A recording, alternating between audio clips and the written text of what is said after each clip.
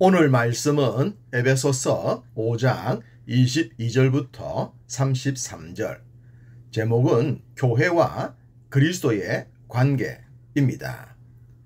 에베소서는 교회에 대한 명료한 가르침을 주고 있다고 했습니다. 우리의 믿음 생활이 교회를 중심으로 전개가 되기 때문에 교회에 대한 바른 정체성을 갖는 것은 아주 중요하겠죠. 우리가 이단이라고 정의를 내린 여러 단체들을 보면 교회론에 대한 잘못된 가르침이 참 많습니다.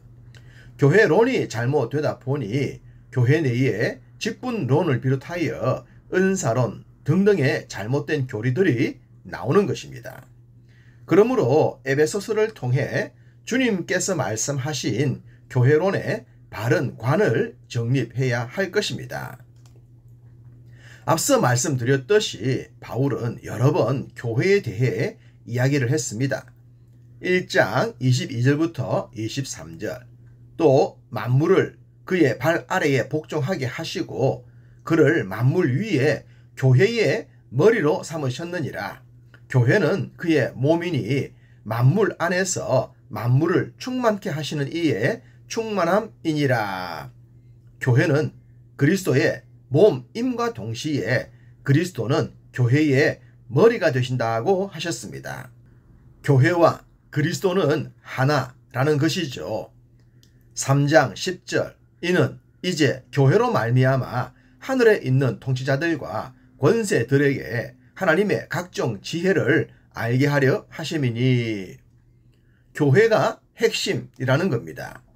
권력, 즉 정치와 관련된 것들조차도 교회를 통한다고 한 것은 교회로 하여금 정치에 관여하라는 것이 아니라 정치적인 통치 위에 교회의 가르침이 존재해야 한다는 것입니다.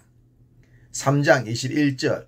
교회 안에서와 그리스도 예수 안에서 영광이 대대로 영원하기를 원하노라. 아멘.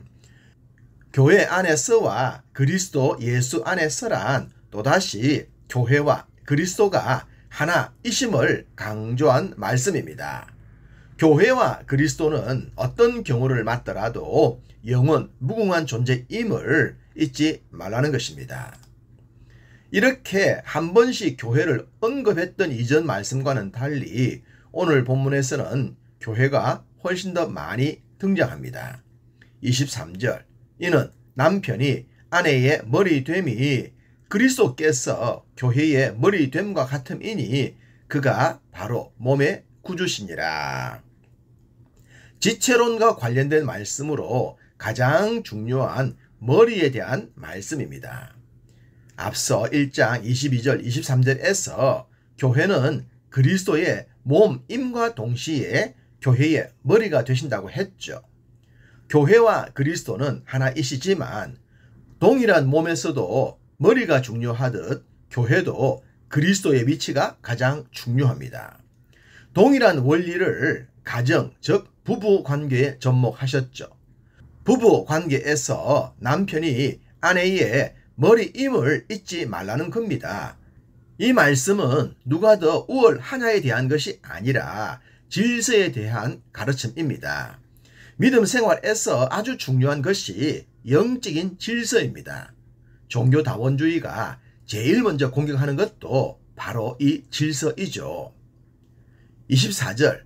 그러므로 교회가 그리스도에게 하듯 아내도 범사에 자기 남편에게 복종할지니라. 교회가 그리스도에게 하듯 이란 교회의 머리 대신 그리스도에 대한 영적인 위치에 대한 가르침입니다. 29절.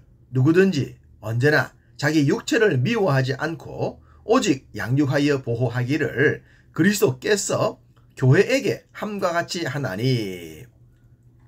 그리스도께서 교회에게 함같이 하라는 것도 어떤 우월주의를 말하는 것이 아닙니다. 지키고 보호하며 함께해야 함을 강조하고 있는 것이죠. 그 관계가 바로 부부라는 겁니다. 부부는 누가 더 우월한 위치에 있느냐가 아닙니다. 영적인 질서 안에서 그리스도와 교회가 하나 된 것처럼 그렇게 살아야 한다는 것입니다. 오늘날 이런 질서를 모르거나 무너진 관계로 인해 가정이 무너지고 있는 것이죠. 31절과 32절 그러므로 사람이 부모를 떠나 그 아내와 합하여 그 둘이 한 육체가 될지니 이 비밀이 크도다. 나는 그리스도와 교회에 대하여 말하노라. 부부가 하나라는 것을 그리스도와 교회가 하나 된 것과 같다는 논리로 말씀을 하십니다. 이 가르침대로라면 교회와 그리스도가 갈라질 수 없듯이 부부도 갈라질 수가 없는 것입니다. 또한 가정을 지키는 것이 교회와 그리스도를 지키는 것과도 같을 수도 있습니다. 그리스도 안에서 세워진 가정이라면 말입니다. 교회와 그리스도와 같은 가정을 이 가르침의 말씀을 따라 힘써 지켜나가시기를 간절히 소망합니다.